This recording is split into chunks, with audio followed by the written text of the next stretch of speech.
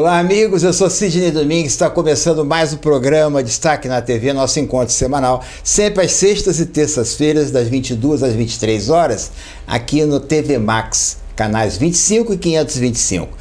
Conversar com o Beto Fletti. Conheci há muitos anos, não vou dizer quantos anos, mais de 20, mais entendeu? de 30, mais de 30. Mais de 30.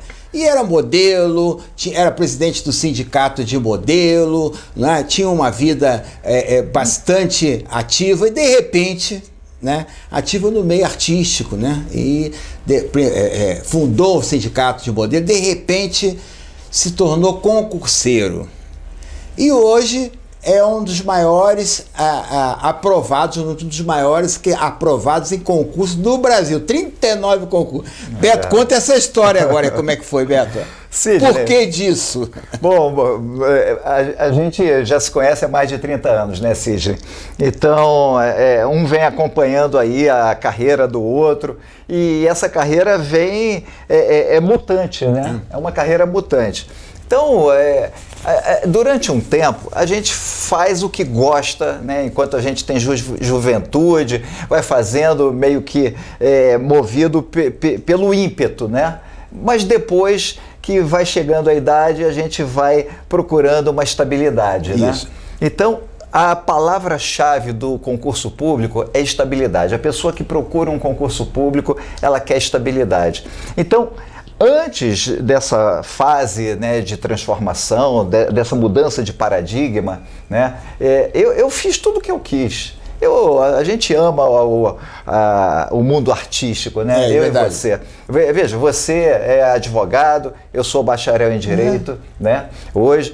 Mas a gente não larga a nossa cachaça, né? É verdade. Quando você produz... musicais, né? Musicais, entendeu? Até hoje. Você tem o teu lado político. Eu, por outro lado, trabalho, entendeu? Na justiça eleitoral também. Tem essa similaridade. Né? Mas lá atrás a gente fazia o que queria da vida, né? Então eu tinha uma agência de publicidade que eu acabei transformando numa agência de modelo. Depois fiz um estúdio de modelo e fiz 5.000 books, né? Fui fotógrafo durante muito tempo. E fotógrafo de modelo. E meu filho chegou a fotografar com você lá? Foi, né? Olha só. Então eu ajudei bastante gente. E através do meu segmento, né, jurídico, né, que meu pai também é advogado e eu gostava um pouco, entendeu, disso. Depois que eu um dia larguei esse métier, há 15 anos atrás eu resolvi mudar radicalmente de vida. Eu digo que eu fiz uma reengenharia de vida. Bom, aí você começou a estudar para concurso. Mas, 39 concursos, você passou em quantos? Eu passei em 39, eu fiz 63 concursos, né? E estudava direto? Sábado, sexta, sábado, domingo, festa, direto? Concurseiro não tem dia... Não tem vida social? Não, tem vida social, mas você tem que saber lidar com as outras programações, né? A sua agenda, ela tem que ter tempo cravado certo para tudo. Para tudo, até mesmo para você se divertir, para você namorar, para você passear, mas você conseguindo fazer uma vida regrada, você consegue levar perfeitamente. Agora, você tem um objetivo, não é? Sim, sim. A estabilidade você já tem porque você trabalha no Tribunal Regional Eleitoral, não é isso? Isso. Agora, você tem um objetivo. Qual é o objetivo? Bom, eu fiz 63 concursos para diversas áreas diferentes. Área da saúde, agências reguladoras, tribunais, até Polícia Federal. Era teste. Eu ia me testando. E aí eu descobri, entendeu, que isso era uma grande bobagem, né? Cometi todos os erros possíveis e imagináveis que todo concurseiro normalmente comete realmente, até passar por aquela fase de aquecimento, entrar na fase de amadurecimento para poder chegar a um nível que eu cheguei. Então, esse nível, ele diz o seguinte: olha, você tem que focar numa só área, por exemplo, a minha, eu escolhi a jurídica, e qual cargo dentro da carreira jurídica você gostaria, entendeu, que fosse o seu concurso ideal. Então, eu optei pelo Ministério Público, Procurador da República Federal. Se eu não conseguir, até lá, eu vou... Já chegou a fazer algum para isso? No último ano da faculdade de Direito, eu fiz, acertei metade da prova. Caiu muito Direito Internacional. É muito difícil, dizem que é a prova mais difícil do Brasil. Mas, como eu gosto do Ministério Público, eu não gostaria de ser advogado. Então tem o outro lado da carreira do direito, que é o Ministério Público, né? Procurador da República, Ministério Público, é mais o meu segmento, Lava Jato, entendeu? Por aí. Mas, entendeu? Não exige exercício Isso que eu ia falar. Como advogado? Isso. Mesmo que eu tivesse passado lá no último ano da faculdade, eu não poderia tomar posse. Por quê? Porque como lá atrás, há 15 anos, quando eu larguei todo esse meio artístico, fechei a empresa, terminei com a noiva, né? Porque dizem que você tem que se livrar de todas as âncoras verdade. que te agarram, que te prendem, que podem roubar a sua atenção, né? Para aquele foco que você tá ali no concurso público. Então, como ela não estava no mesmo segmento que eu, né? Então eu falei, vai me atrapalhar. Então é melhor, entendeu? É que nem artista, né? Segue a tua vida. Casa e convive com artista, porque a vida de artista é essa, né? É isso aí. Aí você não... Por que você não fez a inscrição na ordem dos advogados? Eu não fiz porque eu não posso, né? Porque eu tenho um impedimento legal, porque... Mas não podia exercer. Não. Quem trabalha no Poder Judiciário, pelo Estatuto da OAB, ele tem incompatibilidade absoluta. Então. Você sequer pode ter um número na OAB. Então, como eu não quero ser advogado em nenhuma das carreiras da advocacia, eu optei pelo outro lado. Mas logo que você se formou, você poderia solicitar que você não tinha cargo público, aí depois ficaria afastado de impedimento. Não poderia, porque quando eu fiz a faculdade de Direito, eu já era servidor do TRE. Já era. Já tinha passado. Então eu fiz... Porque você também é arquiteto, não é isso? Sim, eu sou arquiteto, jornalista, publicitário, e fui buscar a faculdade de Direito. Quando eu decidi que a minha carreira seria jurídica, o meu concurso ideal seria Procurador da República dentro da área jurídica, então eu falei, bom, eu preciso de um concurso escada. Qual é o melhor concurso escada dentro da carreira jurídica? Aí são os tribunais. Então, em um ano de estudo, eu passei para todos, para o TRE, para o TRF, para o TRT, para o MPU, passei para todos. E aí eu optei pela Justiça Eleitoral, por vocação. Eu adoro o Estado Democrático de Direito, acho que a cidadania deve ser exercida em toda a sua plenitude, e eu já havia, justamente por causa desse idealismo, trabalhado 12 anos na Justiça Eleitoral como presidente de sessão eleitoral.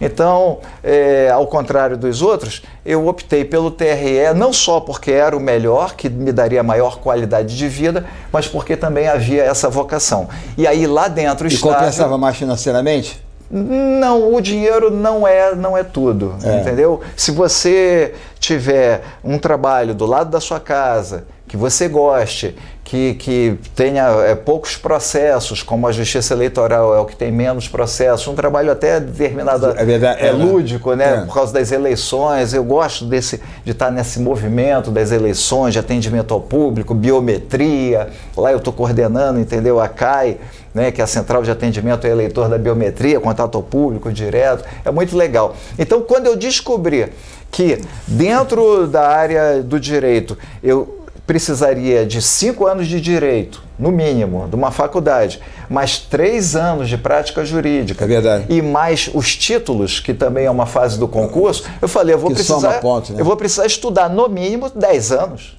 10 anos? Onde é que eu vou? Em qual concurso, qual cargo eu vou precisar ter tamanha qualidade de vida que possibilite que eu estude 10 anos seguidos de direito para poder ter chance de passar no concurso mais difícil do Brasil. E continue estudando. TRE, diariamente, todos os dias sem exceção, há 15 anos. desde que eu comecei nesse mundo de concurseiro. Agora, sim, você falou no início, né, que cometeu alguns erros, inclusive porque não é a sua área específica. Tem muita gente que faz concurso também fora de sua área, né, e que não tem aprendizado, né, suficiente porque não é na mesma área. Eu estou certo nisso? Ou é para aprender a fazer prova de concurso? Não. Você pode aprender a fazer prova de concurso só participando de concursos da sua área. Mas quando você fazer para a saúde, você é área jurídica. Quando você começa a fazer para várias áreas, é porque você não sabe o que você quer. Só que, no meu caso, teve uma peculiaridade. Eu era modelo e era jornalista. E tinha uma agência. Então, eu fui entrevistar o presidente da ANPAC, que é a Associação Nacional de Concursos Públicos. E o cara, o Fábio Gonçalves, era o mesmo dono da Academia do Concurso Público, que à época, hoje não existe mais, mas à época era o maior curso preparatório do Brasil. Olha a coincidência. E durante a entrevista, ele falando das maravilhas que um concurso público faz na vida de uma pessoa, ele me desafiou no ar, Sidney. Ele virou para mim e falou: você não é modelo? Eu te desafio a largar tudo e vir estudar comigo de graça até passar. Que bom. Venha ser meu aluno modelo. Eu larguei tudo, fechei a empresa em 48 horas e me mudei para uma sala de aula. Em um ano, eu já havia passado em 12 concursos. E aí eu pude optar pelo TRE. Tem que fazer um curso preparatório? Tem. Específico? Tem? Tem. É praticamente impossível você passar por um concurso público bom estudando sozinho, autodidata. É praticamente impossível. Apesar de que hoje, com a internet, com o avanço da internet, você consegue ter acesso a muito conteúdo gratuito, inclusive. As redes sociais, os professores publicam muita coisa no YouTube, no Facebook, e você consegue estudar de graça. Mas de que adianta você estudar de graça se você não estudar com direcionamento? Então, os cursos preparatórios, o que eles fazem? Eles pegam os editais dos últimos concursos e eles destrincham o edital de tal forma que eles criam uma pizza com percentuais do que cai em cada matéria. Então, você não precisa estudar hoje em dia todo o edital. Até porque é matéria demais para você estudar. Então, o que você faz? Você estuda só o que vem caindo nas últimas provas, o que os examinadores vêm cobrando nas últimas provas. E você teve muitos casos assim, de assim, isso aqui eu matei porque eu já estudei isso no concurso. Todas. Tudo aqui, bateu lá. Modéstia à parte, pela minha bagagem, como eu estou sempre estudando as matérias básicas que caem em todos os concursos, diante de um concurso pontual, eu não preciso mais estudar como eu estudava antes. Eu só estudo aquelas matérias novas e dou uma revisada nas antigas. Então, quando você está estudando sempre sem parar, você cria esse expertise de você conseguir passar numa prova, Sidney, até mesmo sem estudar. Tamanha a bagagem do know-how do concurseiro. Mas eu fico fazendo concurso público, fico me testando. Tem vários em primeiros lugares, mas vale a pena dizer, Sidney, para fechar, que todo mundo pergunta quantos concursos eu passei, mas vale a pena dizer que eu já fui reprovado em 25 concursos. Isso ninguém pergunta. Você falou que fez 60 e pouco, foi aprovado em 39. E essas 25 reprovações são extremamente importantes, sem as quais eu não teria conseguido ser aprovado nas 39. Fazem parte do processo. A vida é assim, né, Beto? Né? Na vida é assim, é levando porrada que você aprende, né? Isso foi um amigo meu que me falou isso há muitos anos aqui. Mas aconteceu isso. Mas a vida é assim, levando porrada que você aprende. Beto, então a receita é estudar, quem quer passar em concurso. Qual o segredo do sucesso? Para com isso, não existe. Senta lá, queima a pestana. Quanto mais eu estudo, mais eu descubro que não sabia nada. Mas saber disso, por si só, já me coloca em vantagem perante meus concorrentes que pensam que sabem alguma coisa. Sócrates. Valeu, eu conversei com o Beto Fletcher e tem um ditado que não me lembro agora o autor, que diz assim: aquele que pensa que sabe tudo, entendeu? não aprende nada, porque ele já sabe tudo. Sidney, para fechar, TV Concursos. Me siga também lá. Tem a TV Concursos na internet? Na internet, no Facebook, durante 15 anos você fez no Canal 6, não é isso? Isso, a gente está completando 15 anos, eu à frente aí da TV Concursos. Digita lá na internet, no Google Beto Flash TV Concursos, que você vai ter uma surpresa agradável lá. Ok, intervalo comercial, daqui a pouco a gente volta.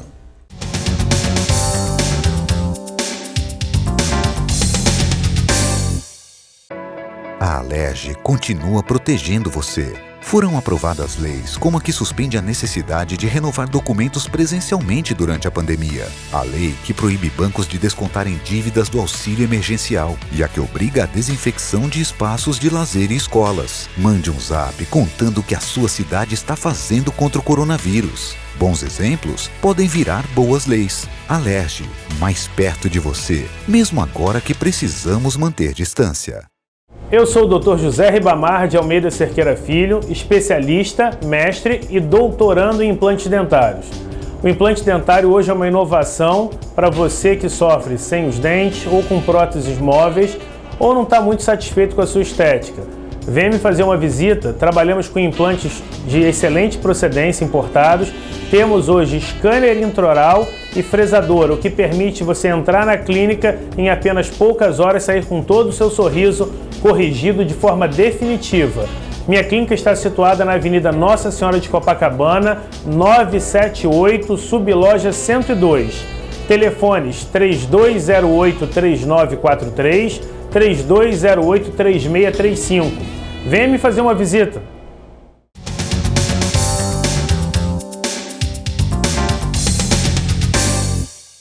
Nesse bloco eu converso com o deputado Dionísio Lins, que é presidente da Comissão de Transporte aqui da Assembleia Legislativa do Rio de Janeiro. Deputado, falamos na outra entrevista sobre a questão da não entrega, né? A reentrega para a concessionária explorar novamente a linha amarela, o que está agora tem o pedágio da Transolímpica também é justo, não? 7,80, Sidney. A população mandou para o seu programa várias comunicações que também tínhamos que defender a questão dessa cobrança da Transolímpica. 7,80 e uma moto 3,100. E tudo abandonado lá, tudo quebrado, tudo lá. Veja, o prefeito também tem que tomar uma providência. Não é mais possível. 7,80 para carro de passeio na Transolímpica. É outro assalto à mão armada na população. 3,10 uma moto. Então eu vejo que se o prefeito realmente quiser entrar para a história como bom gestor, etc., porque a população votou nele apostando nisso, mas não aguenta pagar a conta, não é? Você não pode ser um bom gestor com o nosso dinheiro. Então eu vejo que ele vai ter que tomar uma atitude nisso. E aí faço um apelo ao secretário de Fazenda e Planejamento, que é o deputado Pedro Paulo, que entre nessa questão, para avaliar com muito carinho o valor cobrado pela Transolímpica, também, que é outro assalto, 7,80 o carro de passeio, 3,10 o motociclista passar lá. Eu recebi um comunicado, deputado, na outra sua entrevista, que era assim: Sidney, pergunta ao deputado, que a esposa dele é vereadora Vera Lins, entendeu? Para saber o seguinte: quando é que o prefeito vai pagar o 13º, que o dinheiro do IPTU já entrou? Ele disse que ia dar uma notícia, né? Tem a notícia, vai apresentar um calendário para primeiro dia de... É saber assim, cadê o 13º? Eu digo o seguinte, com a palavra o prefeito Eduardo Paes. Veja, o IPTU dia 5 entrou uma fortuna. É isso. Não é? Mais que isso, o prefeito, quando entrou como gestor, ele acabou com vários cargos em comissões, Cília, mas muitos cargos. É natural que recriou RAs, que passou para 51, recriou era 34 a região administrativa, 34, né? Passou para 51. Passou para 51, mas um pouquinho de investimento, porque são dois, um cargo de administrador de 4 mil, um de assessor de 2 e pouco e 2 de 900.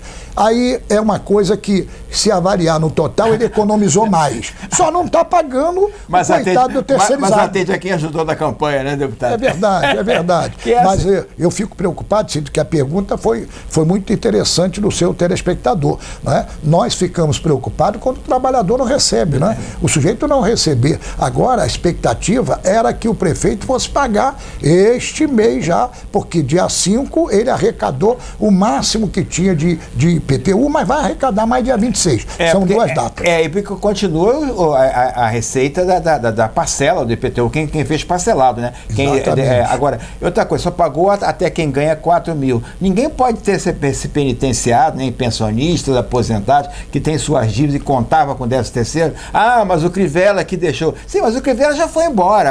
Agora é arrumar a solução, não é isso? Agora é arrumar a solução e arrumar dinheiro. Cid, veja só.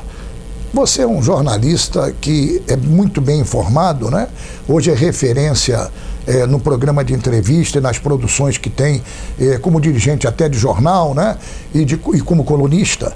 Veja, essa história, o Crivella quando assumiu também quebrado. Também. O município. O Crivella quando assumiu, o erro dele foi que quando ele foi chamado, Sidney, para avaliar o problema que ele tinha e havia recebido e não teria como pagar, ele, bondoso que não quis demitir ninguém. Tinha que enxugar. O que o prefeito está fazendo agora, Eduardo Paes, que chegou demitindo todo mundo dos cargos em comissões, ele não fez. Mandaram para ele uma relação que ele tinha que tirar das ONGs, das OS, né, da saúde, 30% pelo menos. Ele, com pena de demitir o trabalhador, o Crivella não demitiu os trabalhadores e decidiu tentar reerguer o município. Ele lutou, ele conseguiu ainda alguns acordos com empresas que estavam devendo e que deram desconto para poder assumir, ou seja, honrar com o município. Ele conseguiu avançar até o final. No momento final não aguentou, porque ele também teve a ajuda do governo federal, mas ele procurou administrar republicanamente. Aliás, foi realmente constrangedor, Cid, o que aconteceu com ele. Você é um advogado renomado, não é? E não só em tributo, como o seu programa apresenta, mas você é um advogado renomado e sabe que é de se lamentar o que fizeram com o prefeito no momento final, num jogo altamente político, para tirar ele do cenário, para ele não ser ministro do Bolsonaro. Influenciou, inclusive, na eleição, né? Influenciou muito. Aquela busca e apreensão do PNL. Aqui não estou defendendo o Crivella. É a informação, né? Foi aquela busca e apreensão em pleno processo eleitoral há poucos dias. Agora, deputado, tem uma outra questão agora que está preocupando os idosos, né? 85 anos, tal. Faltou a vacina. Não é só culpa do governo federal, faltou vacina no Brasil inteiro e no mundo inteiro está faltando vacina, né? Agora, tem que esperar e a população. Agora, com fura-fila não dá. E injetar de mentirinha. Por que não coloca a câmera? Por que não coloca a câmera onde está sendo aplicada a vacina? O Cid, oportuno que você está falando, eu entrei hoje com um projeto de lei liberando efetivamente para que toda a população que queira o familiar filmar e fotografar, que o faça. Liberei no âmbito do estado do Rio de Janeiro todo. Estou mandando, entrei hoje no parlamento com isso para aprovar e mandar para o governador sancionar. Isso é um direito nosso. Agora, veja, estão brincando com a vacina, né, Círio? Politizar uma coisa que salva vidas, isso é constrangedor. É verdade. É constrangedor. Eu entendo que tem as prioridades acadêmicas, tem. Mas isso aí foi porque ficou mal resolvido. O governo freou de um lado, o outro não avançou do outro, e aí veio a picuinha política. Agora quem está pagando a conta é a população. Pasme. Hoje, nessa entrevista, você sabe que já está na mídia que o governo aqui do Rio de Janeiro só tem vacina até esta semana. Quer dizer, é muito complicado. Mas o ministro já deu informação que está chegando mais, entendeu? E agora também, já tem agora 4 ou 5 vacinas, né? Quer dizer, agora tem mais a oportunidade. Porque no fundo também, os laboratórios querem vender. É isso. Não é isso? É isso. Mas tem que entregar. E nós temos que voltar, Sidney, a ser um Estado na federação, que é o nosso, a ser um país que vive o turismo. Nós não podemos continuar nessa condição de inércia por conta de uma vacinação. Segundo os analistas, os acadêmicos, diz o seguinte: quando tiver 70% vacinado, ou seja, imunizado, nós já podemos começar a voltar à normalidade. Mas me preocupa quando a gente olha e vê reportagem dizendo que importaram lá do Amazonas e já chegou aqui um Covid mais agressivo em 2 ou 3 pessoas.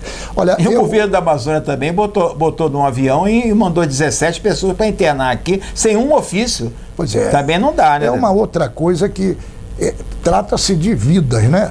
De pessoas, a gente não pode até negar. Mas é um constrangimento a toda a prova, porque, segundo nós fomos, nós acompanhamos a matéria, foram até internados em local que não era nem para Covid. É verdade, é verdade. Então, o que não pode é brincar com a vida das pessoas. Eu acho que tem que se levar a sério, tem que se criar um calendário sério, tem que se investir. E eu digo, presidente Bolsonaro, tome atitude nesse sentido.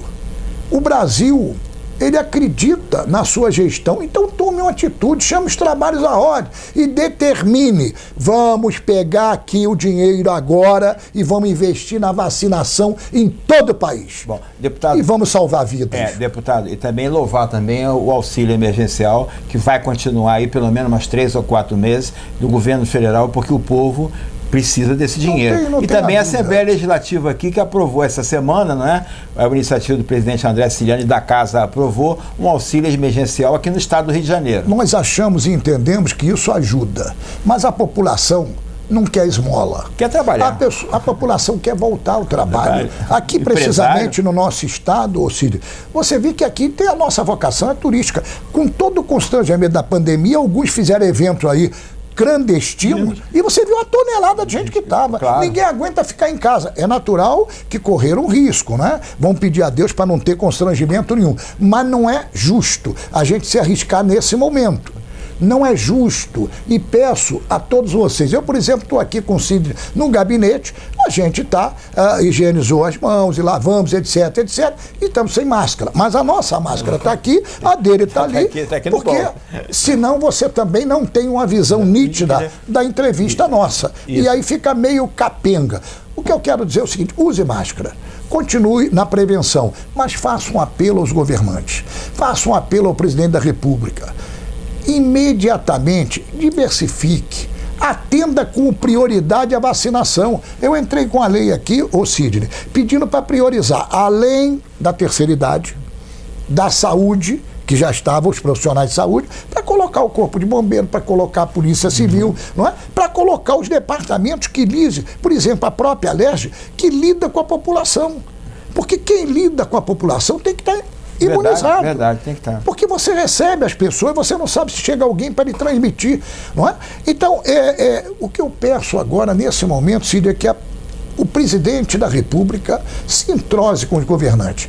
O ministro da Saúde, que resolva o problema e que se faça um investimento dirigido para a vacinação em todo o Brasil, principalmente na nossa cidade-estado e no nosso estado do Rio de Janeiro. Obrigado, deputado, por receber nossa equipe. Eu que agradeço e digo a você o seguinte: seu programa lidera a audiência. Tenho muita honra quando falo no seu programa, porque efetivamente, Cid, as pessoas, inclusive da minha região, agora da Baixada, do Noroeste Fluminense, está todo mundo na TV Max, canal 25, para ver o destaque na TV. Porque é um programa sério, um programa de atos republicano, ou seja, que procura os parlamentares e procura levar para a população a informação precisa. Vamos continuar juntos. Fora o pedágio da linha amarela. 7,50 para ir, para voltar, nunca mais. Eu conversei com o deputado estadual Dionísio Lins, que é presidente da Comissão de Transporte do Rio de Janeiro. Intervalo comercial, daqui a pouco a gente volta.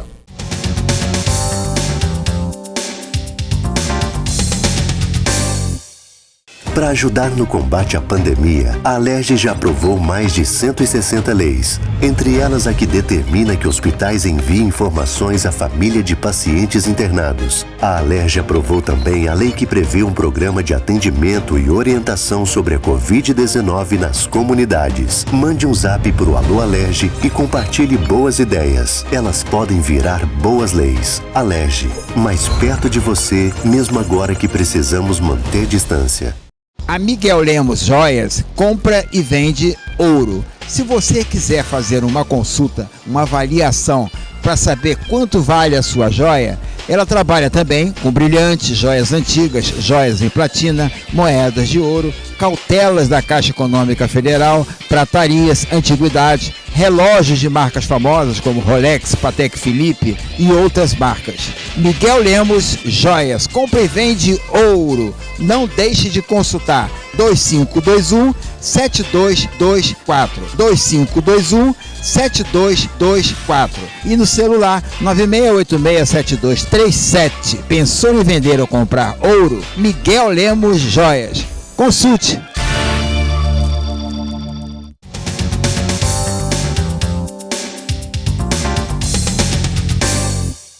Nesse bloco eu converso com o deputado Paulo Ramos, deputado federal do PDT, aqui do Rio de Janeiro, mais uma vez recebendo em seu gabinete aqui no centro da cidade. Deputado, essa questão da votação do Congresso Nacional, da Câmara de Deputados, sobre o caso do deputado Daniel, que já é público, notório e tal. Como é que o senhor viu essa questão? O STF agiu de acordo com a lei, tinha poder, e como é que o senhor votou? E por que votou? Bom, se é uma avalanche de pergunta logo. Se houver algum entendimento de que o Supremo Tribunal Federal decidiu contra a lei, estaremos numa situação completamente delicada. O Supremo Tribunal Federal, a partir primeiro do ministro Alexandre de Moraes, prendeu o deputado Daniel Silveira em flagrante delito. Este foi o entendimento do autor da prisão, ministro Alexandre de Moraes. Tendo em vista a natureza do crime, o ministro Alexandre de Moraes não poderia comparecer pessoalmente à residência ou a qualquer lugar onde o deputado Daniel Silveira se encontrasse para dar a voz de prisão. Com os instrumentos de que dispõe, ele determinou à Polícia Federal que transmitisse a voz de prisão, que efetuasse a prisão do deputado Daniel Silveira, na visão do ministro Alexandre de Moraes, que estava cometendo um crime inafiançável. Expediu o mandato de prisão. Então, não só em função do que diz a Constituição, em relação ao Estado democrático de direito, qualquer atentado com a prática de violência, e ele entendeu que houve violência, mas também enquadrando na Lei de Segurança Nacional e também no Código Penal. Então, o fundamento da prisão, considerando que o deputado tem as imunidades e só pode ser preso em flagrante pela prática de crime inafiançável, o ministro Alexandre de Moraes enquadrou de acordo com essa exigência. O que foi endossado pela unanimidade dos ministros do Supremo. E aí foi para a Câmara dos Deputados. Aliás, e aí é algo de debate. Na avaliação de muitos juristas, defensores públicos, etc., também, a audiência de custódia não caberia ao judiciário, porque a audiência de custódia era feita, deveria ser, como foi feita, pela Câmara dos Deputados. Que a audiência de custódia é para analisar a legitimidade, a legalidade da prisão. E foi indicado por... E em relação ao deputado, quem decide isto, como decidiu, É a Câmara dos Deputados. Agora, foi o ministro Alexandre de Moraes que indicou o juiz para a audiência de custódia? Eu não sei como funciona, eu sei que era um juiz auxiliar dele. Auxiliar dele. Mas aquela audiência de custódia... não poderia ser... Talvez tenha sido descabida. Mas mesmo assim, a decisão, na verdade, coube à Câmara dos Deputados. A decisão na Câmara dos Deputados, ela tem que se fundamentar na Constituição, tem que proteger a imunidade, mas também é uma decisão que tem conteúdos políticos. Então, endossar a decisão do Supremo, que prendeu um deputado e enquadrou na prática de crime inafiançável, é a justificativa legal. Está na Constituição. Está na Constituição, na lei civil. O crime inafiançável. Inafiançável. Então, dizer assim, dentro do ordenamento jurídico, a prisão está justificada. Mas numa casa política, essa justificativa é suficiente? Não. Porque nós temos outros casos diversos. Outros diversos. Aliás, tivemos casos até de absurdo mesmo, em que o deputado foi preso, não estava em flagrante e os crimes não eram inafiançáveis. Aliás, aconteceu aqui no Rio de Janeiro. Também. Rio de Janeiro é um laboratório em relação à imunidade. Mas tudo bem. Mas como o presidente Jair Bolsonaro... Aqui no Rio de Janeiro prenderam deputados sem ouvir a LERJ, o Poder Legislativo. Qual é a explicação política para um deputado da base do governo que verbaliza aquilo que é verbalizado não só pelo presidente da República, como também por vários integrantes da base do governo?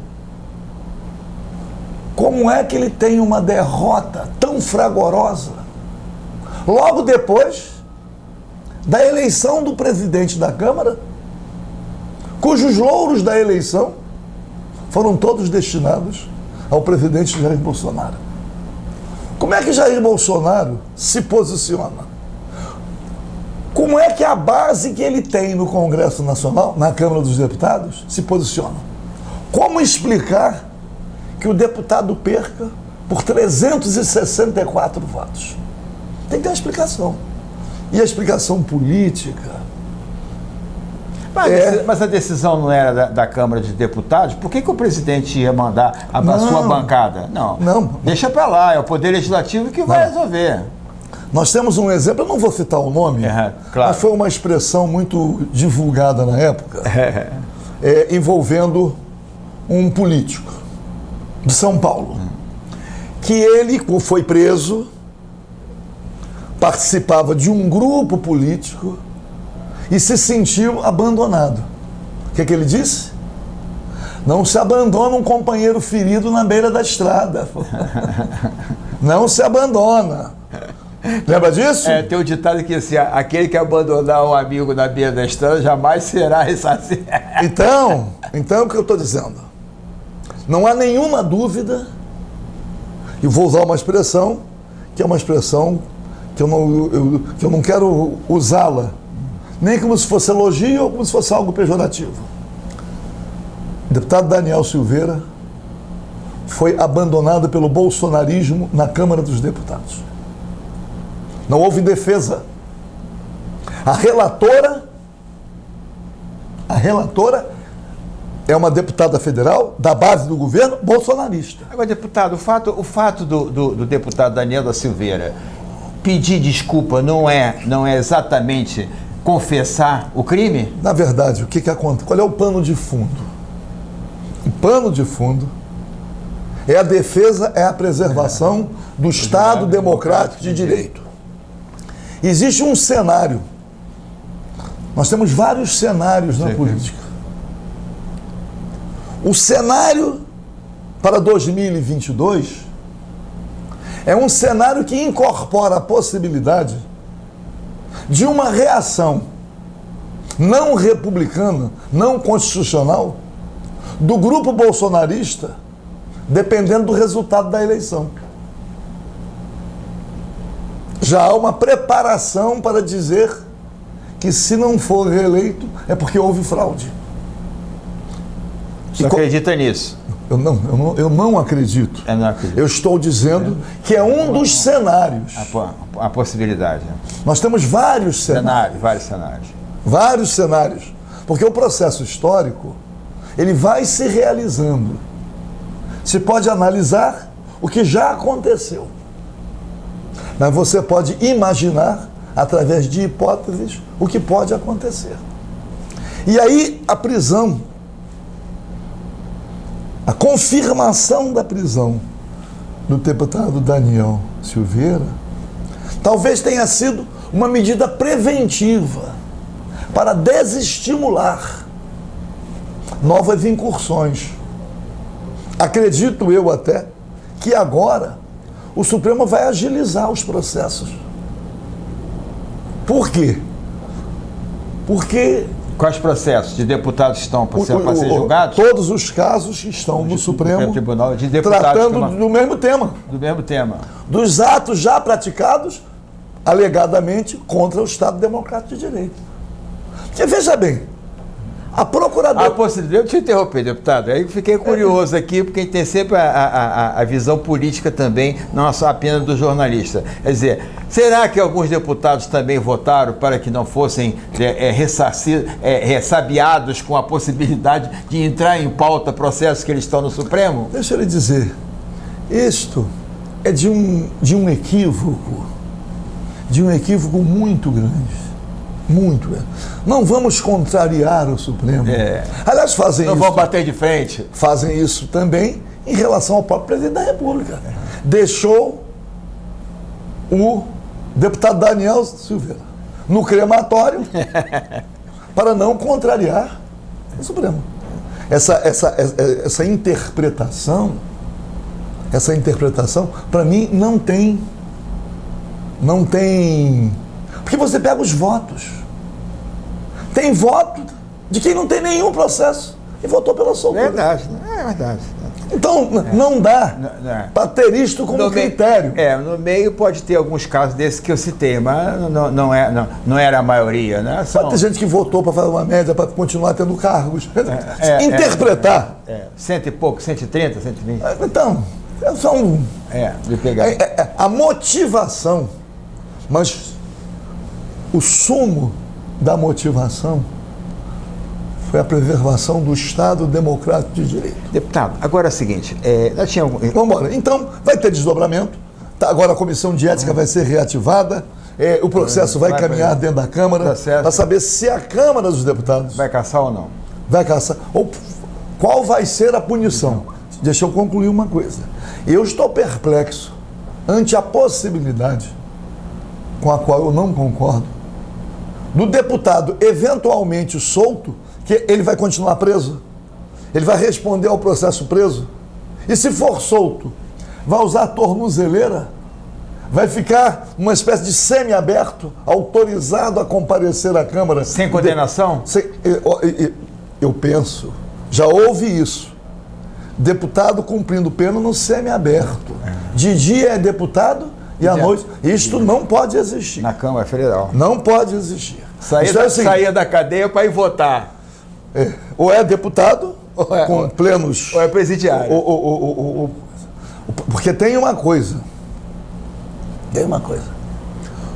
Mesmo que a Câmara tivesse libertado, não estaria excluindo do processo. Legislativo. A decisão foi única e exclusivamente em relação à legalidade da prisão. Agora, concluiu, muito bem. Poderá ter habeas corpus? Na concessão do habeas corpus estabelece condições? Eu entendo que o exercício que não tem vínculo, e nem pode ter, exercer o mandato utilizando tornozeleira. Que é o caso da Flor de Lis. A Flor de Lis. A investigação sobre o caso Flor de Lis não está concluída. A deputada Flor de Lis já está comprovado que ela é a mandante, que ela participou. Já foi condenada? Já foi. A situação, cada hora as coisas tiveram muita publicidade, inclusive a vida pessoal dela. Né? Tem gente solta em segunda instância, né, deputado? Condenado, né, deputado? Então, mas de qualquer maneira, sempre é muito difícil destrinchar com pouco tempo as situações específicas. De cada caso, De qualquer forma, a preservação da prisão do deputado Daniel Silveira também foi uma mensagem dirigida àqueles que dão sustentação, que são os bolsonaristas mais ferrenhos. Foi uma mensagem. Vocês têm força, mas também vocês podem ser alcançados. Também, com a força da... Deputado, eu preciso pedir... Aliás, quero dizer que lamentei o uso de dizer assim, foi cobrador de ônibus. Isso é uma coisa que honra. É isso. Agora dizer, mas usou atestados falsos, isso é outra coisa. Mas foi policial militar. Foi policial, então já tem até um estigma. O fato de ter sido policial militar já é um estigma. Agora, teve punições. O que isso tem a ver com o caso em tela? Cada caso. Não tem rigorosamente absolutamente nada a ver. Nada a ver. E é outra coisa. A votação. Nós temos a lei eleitoral.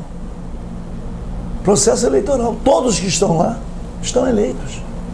Cada um tem um voto lá. Então, quando eu vejo a tentativa também de alcançar a pessoa em relação a fatos que nada tem a ver com o que está sendo cuidado, também eu considero, não é nem a divulgação, mas é a entonação, é a tentativa, não é, de reduzir a pessoa, quando aquilo que estamos debatendo também é muito maior. A luta continua? A luta continua. Eu conversei com o deputado Paulo Ramos, do PDT aqui do Rio de Janeiro. Intervalo comercial, tem mais programa, não sai daí não.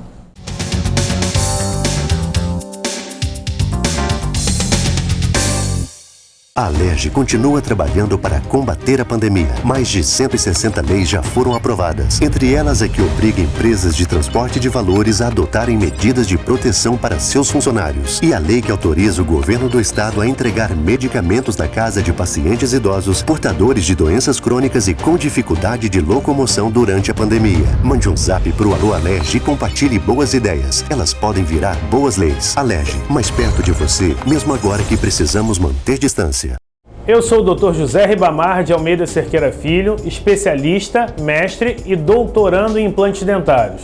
O implante dentário hoje é uma inovação para você que sofre sem os dentes ou com próteses móveis ou não está muito satisfeito com a sua estética. Venha me fazer uma visita, trabalhamos com implantes de excelente procedência importados, temos hoje scanner intraoral e fresador, o que permite você entrar na clínica em apenas poucas horas sair com todo o seu sorriso corrigido de forma definitiva. Minha clínica está situada na Avenida Nossa Senhora de Copacabana, 978, Subloja 102. Telefones 3208-3943, 3208-3635. Venha me fazer uma visita.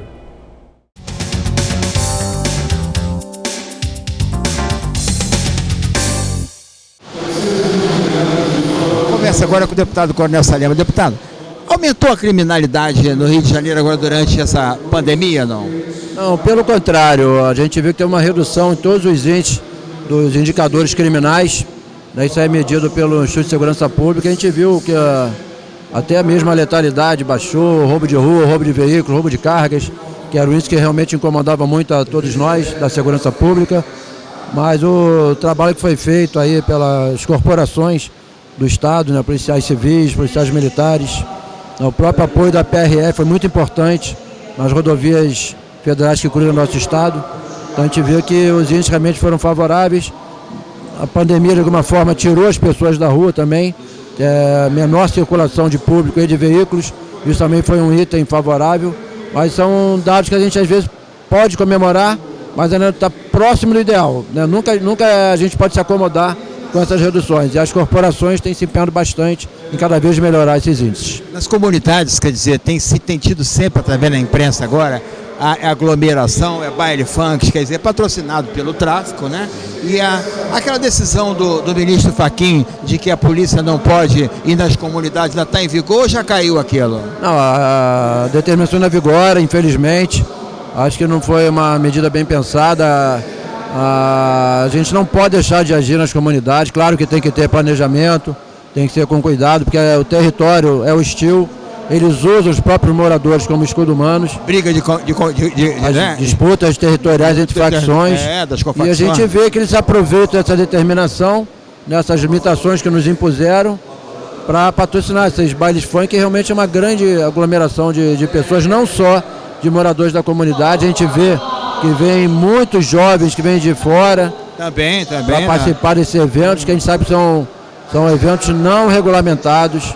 São eventos ilegais que, além de patrocinar a venda das drogas, enaltece as facções criminosas e desmerece a própria mulher com aquelas músicas proibidas que sempre desmerece o sexo feminino. Então sempre aí, inclusive, vira e mexe, tem MC aí, chamada MC agora, com essas músicas enaltecendo as facções e também o tráfico, né? Agora, tem uma outra questão também. O contingente hoje da Polícia Militar, com questão de aposentadoria e tal, diminuiu? Não, na realidade, a gente tem uma perda muito grande a todos os anos. A complementação de tempo de serviço, né, que são as reformas, né, as inativações, a gente tem algumas perdas, apesar do ano passado foi a menor índice de falecimento de policiais desde o início do acompanhamento do sistema de metas. Mesmo assim, nós tivemos algumas perdas. Então tem nossos afastamentos normais do problema de saúde, muitas policiais que às vezes desistem da carreira. Então os nossos afastamentos às vezes superam o ingresso de policiais. A gente sabe que o Estado está em recuperação fiscal, mas mesmo assim o governador tem se empenhado em aprovar. O último concurso foi em 2014, ainda tem policiais aí sendo formados já nos nossos centros de formações, mas também tem ainda por aqui alguns candidatos que vão ser chamados. Então, mesmo com esse recompletamento, a gente não consegue atingir o ideal do nosso efetivo, porque a população cresceu e a gente, de forma desproporcional, a gente não conseguiu acompanhar essa evolução. A Assembleia Legislativa no ano passado, o presidente André Siciliano e a Alerj como um todo, destinou uma parte de recursos, não me lembro quantos milhões, para chamar aquelas as policiais militares, né, do sexo feminino. Elas assumiram? Não, eu até acho que vão entrar no curso ainda também, mas além disso foram também, policiais civis também foram chamados também para fazer a parte técnica. Isso foi decorrente da economia que nós fizemos aqui na Alerj, né? E o presidente muito bem direcionou para o governo do Estado, que foi empenhado diretamente na segurança pública do Estado. Obrigado, deputado. Estamos sempre às ordens aí. Bom ano para todos. Conversei com o deputado Coronel Salema. O plenário da Alerj conversa agora com a deputada Lucinha. Deputada, entra ano, sai ano, entra governo, o outro foi afastado, tomou posse, e a situação do trem, das paradas de trem, do horário, do desrespeito a quem usa o trem. Olha, continua tudo do mesmo jeito. E olha que eu venho tentando aqui na casa, brigando, lutando, denunciando. Inclusive fizemos aqui vistoria nos trens do ramal de Santa Cruz, acompanhado da Comissão de Transporte. Estava o Dionísio Lins, estava o deputado Valdec, e verificamos de perto que não tem cumprimento no horário. Hoje a viagem de Santa Cruz até Central do Brasil está demorando em média 2 horas e 20 minutos. E antes demorava 1h10. Então, além de não cumprir com o que está determinado no contrato, né, que é o atendimento ao usuário, ainda está utilizando o usuário como massa de manobra, dizendo que não tem dinheiro. Como que não tem dinheiro? Claro que a Supervia dá dinheiro. Se não desse dinheiro, não estava com essa concessão. E além do mais... E por que não devolve a concessão? Se não dá lucro. Se não dá lucro, entrega. Os caras querem entregar. Eles querem que o governo faça subsídio com a passagem do trem. Isso não dá. Eles querem aumentar agora para 5 e tal. Isso. Aumentar. Se o transporte é deficitário, se já não cumpre os horários, se a população transportada é que nem sardinha em lata, como é que vai aumentar? Pelo contrário, nós temos que diminuir o valor da tarifa, que é uma das mais caras que existe. Agora, deputado, tem outra situação também, a aglomeração. Se fala muito agora, respeitar e tal. O trem é uma sardinha em lata, né? Ninguém respeita nada. Não, já não respeitavam antes, agora com a pandemia continua a mesma situação.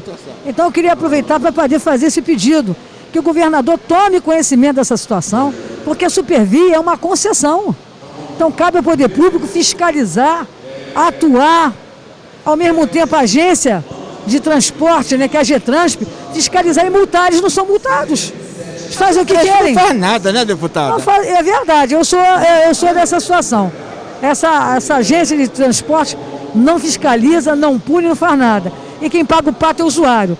E é um absurdo e o governador tem que tomar conhecimento disso, tomar providência, que é com a Supervia, em relação ao metrô e às barcas também. O prefeito Eduardo Paes assumiu aqui, aí diz que até 40 novas linhas. A situação de ônibus também na Zona Oeste é uma desgraça, né? Não, várias linhas na Zona Oeste sumiram, né? Sumiram. O que nós tomamos conhecimento é que até o final do mês de março, a situação dessas linhas iriam retornar. Vamos pagar para ver, porque eu tenho certeza que se os ônibus não voltarem, a população vai para a rua, porque ninguém aguenta mais. Você andar 3 quilômetros para poder chegar numa estação de trem para pegar um trem. Você não tem mais um ônibus para te deslocar de um lado para o outro. A questão do trem também, né, deputado? A questão dos banheiros também nas estações, né? Isso não se resolve nada, nunca, né? Nunca.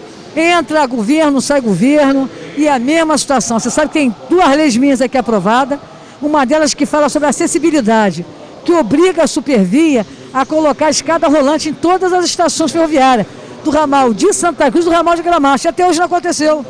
E aí eu digo a você, a Getransp puniu, a Getransp multou, o governo se omite. Então está mais do que na hora de botar essa questão para que a população tome conhecimento. A Supervia é uma empresa que dá lucro. É só dizer que não dá lucro, é mentira. Ela quer botar dinheiro no bolso do governo do Estado. Quer que o governo do Estado ajude a pagar passagem. Ora, o governo do Estado agora tem que pagar passagem antes, no lucro. Já deu o trem, né? Já deu o trem, né? O trem é de graça, né?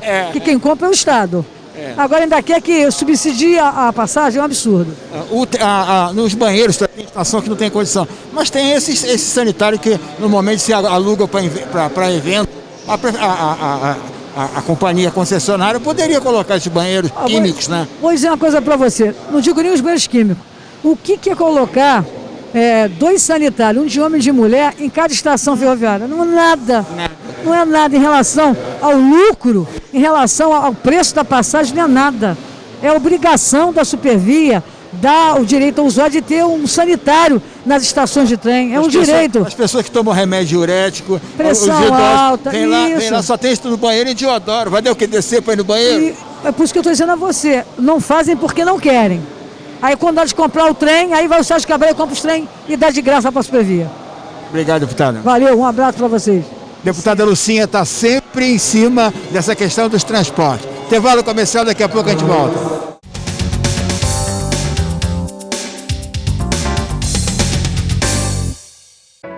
A Alerj continua protegendo você. Foram aprovadas leis como a que suspende a necessidade de renovar documentos presencialmente durante a pandemia, a lei que proíbe bancos de descontarem dívidas do auxílio emergencial e a que obriga a desinfecção de espaços de lazer e escolas. Mande um zap contando o que a sua cidade está fazendo contra o coronavírus. Bons exemplos podem virar boas leis. Alerj, mais perto de você, mesmo agora que precisamos manter distância.